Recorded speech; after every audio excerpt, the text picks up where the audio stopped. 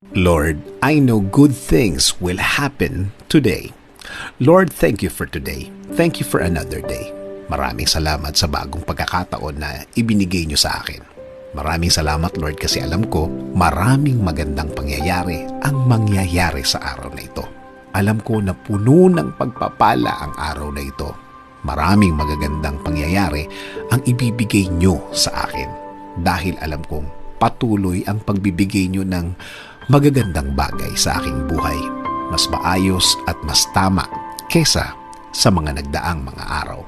I am giving and submitting everything to you, Lord.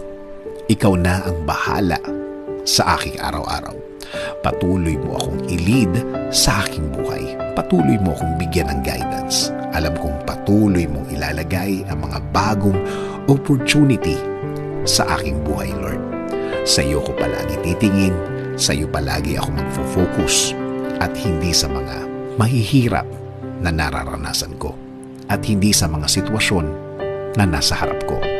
Sa mga bagay na kung iisipin ko, Lord, ay malulungkot lang ako at iisipin bumigay. Again, Lord, I declare this will be a good day today.